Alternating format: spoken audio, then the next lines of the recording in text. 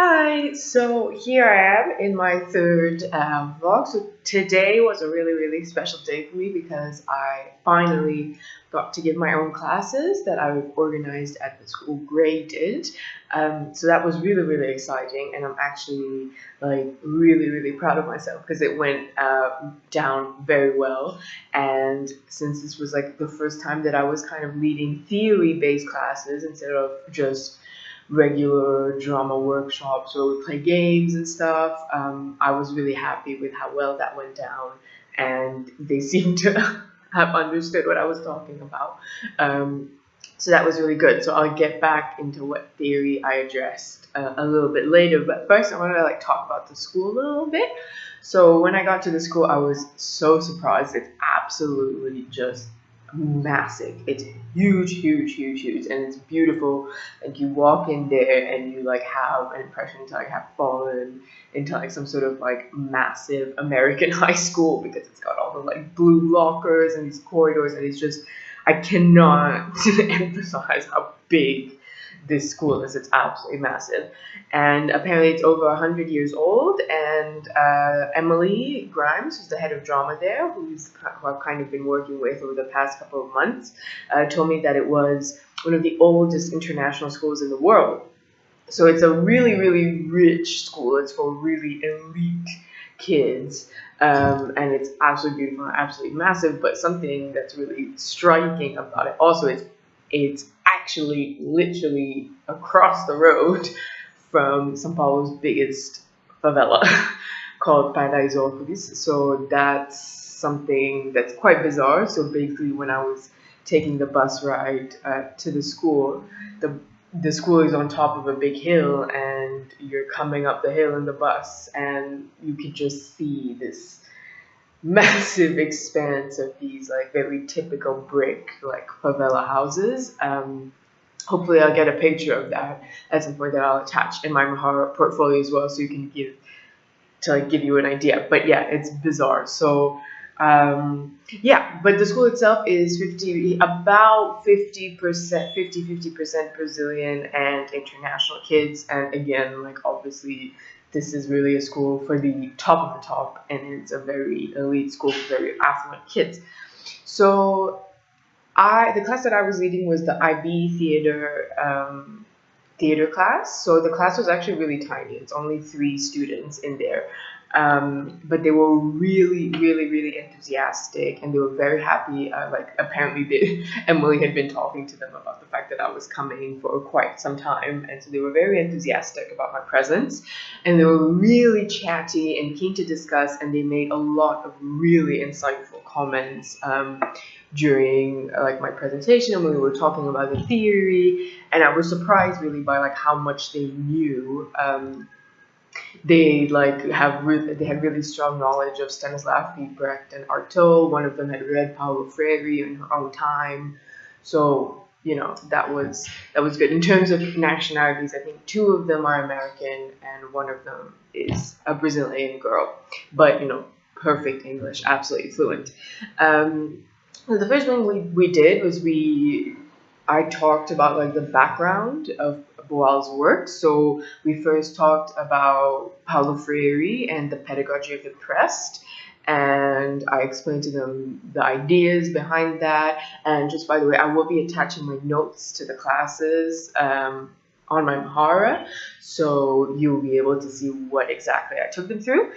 And after talking about the pedagogy of the oppressed, we moved on to sort of the background to Boal. So what was the Brazil that he lived in? And of course they were familiar with this because living in Brazil, everyone's kind of aware of the military dictatorship, but we just, reinforcing these ideas of the heavy censorship that there was during this time and what exactly that meant for theaters back in the day.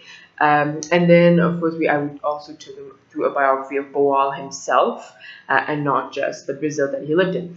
So the whole time they were very, again, keen to discuss and give out ideas. And, it was, I asked a lot of questions, and they were always very keen to answer. And, yeah, came up with some really insightful stuff. So after talking about the theory, we went on to like a little bit of practice. So about like half an hour of practice, something like that. And so we started with I took them through image theater. I explained to them the logic, first of all, behind image theater and why Boal thought that was such an important aspect of Theater of the Oppressed. And we did 3 different games. We first did the hours of the day, where you have to create images of what you typically do during certain hours of the day. So the facilitator, me, calls out an hour, and then you have to freeze in whatever kind of in a statue of what you most typically would be doing at that time of the day.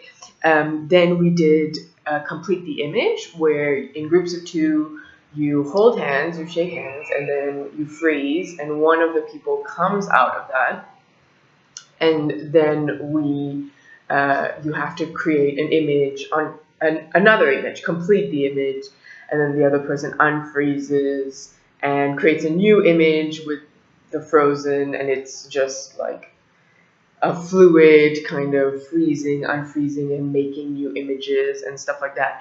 So that was really good, and we were able to discuss it a little bit more in detail, which was really, really interesting.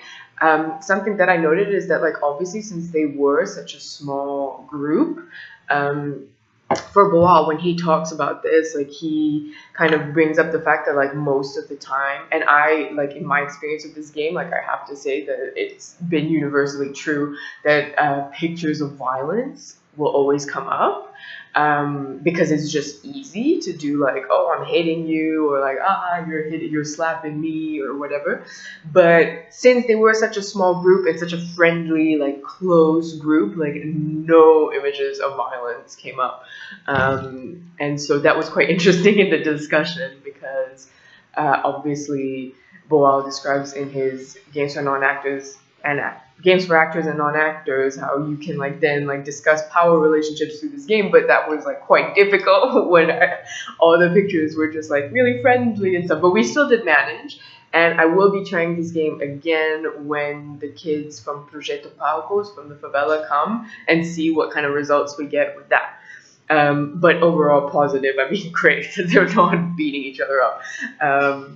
Cool. And then we played, of course, Boal's famous game, The Great Game of Power. So first we did it with the chairs, where I gave them 5 chairs and a bottle of water, and I told them arrange the chairs in a way to make one chair more powerful than the others. And we discussed, after each image, we discussed, like, what made it more powerful, like why that was, etc. And then I asked them to get themselves physically in the image, and this time, instead of recreating a new image every time, as soon as the first person went into the power, the next person had to come in and take the power away from the first person through whatever means. So the first instinct was, of course, like, taking power through height, but then quite quickly, obviously, like, once everyone's taken the chairs and there's no way to climb everyone's as high as possible, then it becomes interesting. How do you take power away without being just the highest person in the room? And I've got some pictures of that as well, which I'm going to be attaching to the Mahara, so you'll be able to see. And they really engaged with this. They really liked it. We discussed a lot of ideas came up, and it was really, like, it was good. Let's just say I'm happy with how much they engaged and how much they were willing to talk about the images that they were making. Then after that, we moved on to invisible theater. So again, I explained the concepts behind invisible theater and told them the famous example of that Boal talks about in his book, Theater of the Oppressed, of his experience doing his experiment doing invisible theater in a restaurant in a hotel in Peru, and also a little bit of what the invisible theater that he did when he came out of exile and back to Brazil, and used to make invisible theater for a TV station in Rio. So I told them those ideas, and then we discussed about how, you know, the importance of never revealing to the audience that it is actually staged, like why that might be, and also, you know, the fact that these are really socially engaged and politically engaged pieces, and that really need to encourage dialogue. So then I invited them to take a couple of minutes to think, and maybe try and come up with their own kind of what could be an invisible theater that they could stage, either here in Brazil or anywhere else in the world. And we were really running out on time at this point, so they like really had a sprint think, let's say, but they still came up with some good ideas. One of the girls suggested that maybe someone could like dress as a custodian, and like show how everyone just ignores the custodians. But then someone else pointed out that like, well, that's not going to encourage dialogue if everyone's just ignoring the custodian. So together they figured out that like maybe the custodian might be accused of having stolen something, which he didn't, and then make like a big scene about that, like a teacher accusing the custodian of having stolen something from her, and like sort of seeing like whose side people take, and encourage then a discussion of like how people view cleaning staff, which I thought was really interesting and very insightful. And then another boy offered to do a piece about sex workers in Manhattan, and that actually I was clever enough to record that conversation, so I will be attaching it below so you can hear exactly what they were saying. And this also was a good idea, which they discussed together and developed. And Emily, their teacher, also asked them to think about this a little bit more in depth just for the next class on Thursday. So hopefully on Thursday they'll have some more ideas, and I'll be able to record them and put them on here, because these are great kids and got great ideas, and yeah, it's cool. So some of the issues that have been presented to me. So obviously on Saturday, I'm going to be taking these 3 like mega rich kids.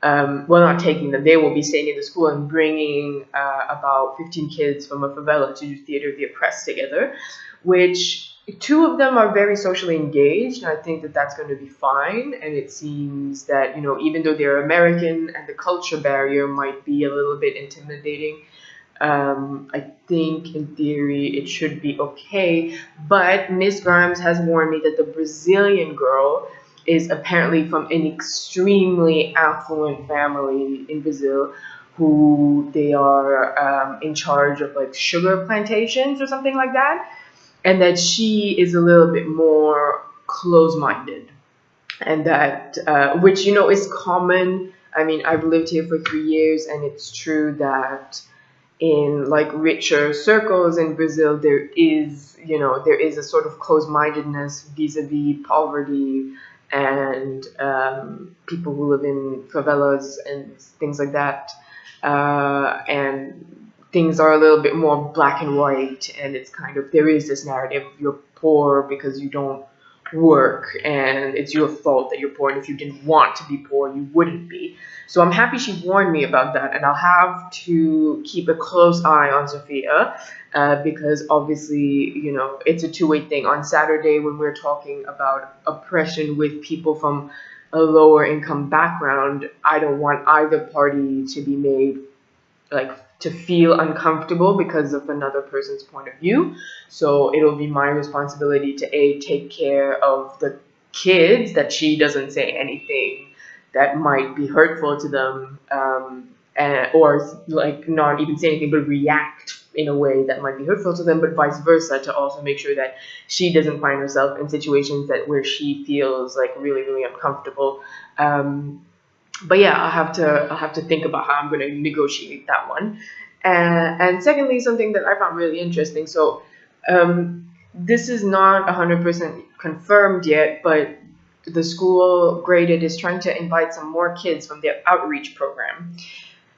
And so an outreach program, what is that? An outreach. So as I said, there's a favela right next to the school. So also, I should point that out right now. The kids from Projeto Palco who are coming are not from the favela Paraisópolis. They're from a favela much further away from the school. So they'll be coming in Saturday morning by car, by bus. But there is this massive favela next to the school, and so there's a program at Graded where they invite a couple, like some kids from the favela, to come and learn and take part in the school life, and take the classes and stuff. But it's like a selective process, and basically, they start with a lot of them when they're young, and then they sort of go like this as they get older. So the older the kids are, the less of them are in the program, if that makes sense. So it's like kind of like a competitive program to have a place in the school, which I just find absolutely bizarre. Like, why would you bring a kid from, a sort of a lower class, a lower income background, put him in a really highly exclusive school and tell him that, okay, and now you need to fight for your place, and if you don't win, then like you need to go back to the favela and you can't stay here. Like, I just find that completely absurd. But of course they're like, well, we don't have the money, blah blah blah. Anyway, so I find that super problematic. But at least they're doing something. At least they are inviting these kids in and not completely ignoring the favela that is right next to them. At least that. Anyway, so these kids are much younger, but apparently they're like 12 years old, whereas the kids from Projeto Palco and the IB kids are 17, 18, and the kids from Projeto Palco should be between 15 and 18, but apparently they are very engaged with social issues, so that's fine. They really want to invite this one girl who apparently is really into her social struggles, like into her social struggles. What I mean is she's very engaged with the ideas of social struggle. So she's really engaged in these ideas despite her young age. The only issue is she's just been told that she needs to leave the school, so that she's not, they were a group of 5, only 2 of them could continue to do the year, the next year, and she unfortunately, despite having learned English fluently and doing really well in her classes, etc., did not get one of those 2 places, and is basically been told, well, bad luck, you're gonna have to return to the public school system, which is just horrendous here. Let's let it be said.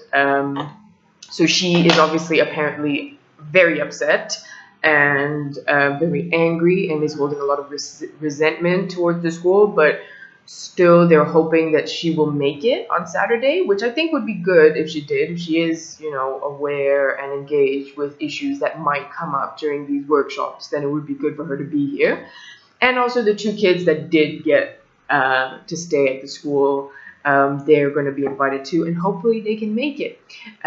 So yeah, that's it. I will be going back there on Thursday to give them another class. We will be doing exclusively Forum Theater on Thursday, so that'll be interesting, and I'm hoping it will go as smoothly as today did.